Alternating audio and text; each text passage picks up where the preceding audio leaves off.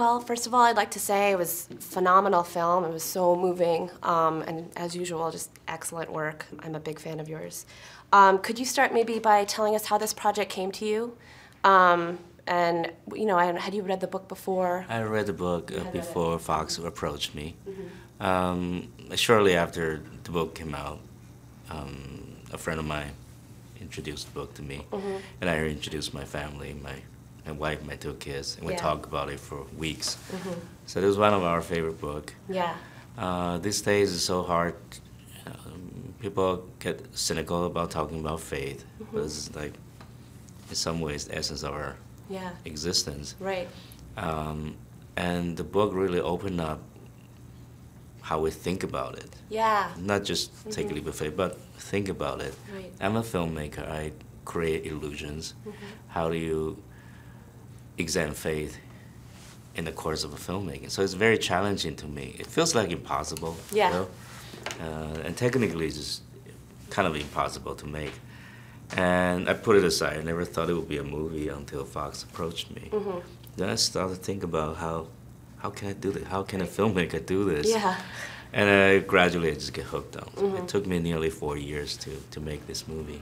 Really? Okay. Yeah. Okay. One thing I've noticed about all of your films is that, visually speaking, they're very like painterly. You create like images that are like paintings, and I just wanted to know if you have particular painters that inform your work, and if you could speak to the way other media inform the use of your medium. From movie to movie, I have different models. Like, oh, for this movie, this painter, like Renoir would be great. And then this painter would be inspiring. Hammershore, maybe, no.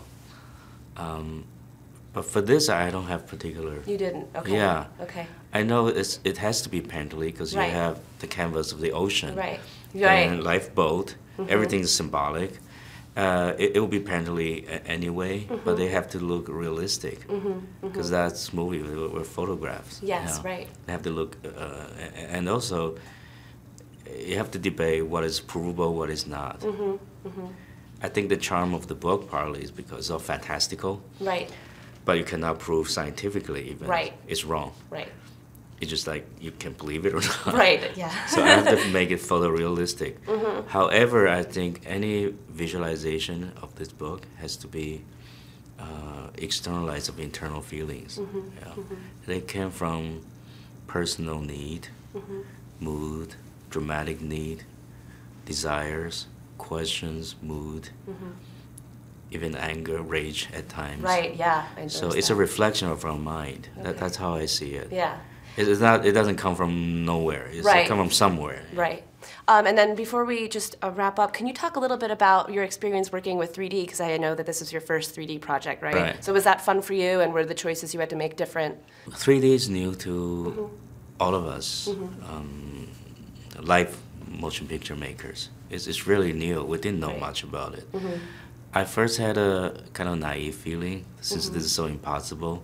Maybe I add another dimension, another impossibility. Right. Maybe it's possible. I think each time we have a new media, we open up our mind for new possibilities. There's unknown. Yeah. I think this belongs to that. I learned a lot about 3D in the process. Right. I learned that it's a new media that we don't quite know about. Yeah. The way you places things has different meanings. Right. It's actually more elusive than flat screen, where there you can solidly create your depth. Right. This doesn't seem to be solid. Right. But it's elusive at the same time. Camera doesn't lie to you. Right. It shows you what really things are. And as a newcomer, you have to learn how to put things in your mind's eyes. Yeah. It's really examine how we see things, Right. the essence of how we see things. So it's very, very educational for me. Wow. Well, thank you so much for talking with me. It's been really wonderful. Thank you. Thank you.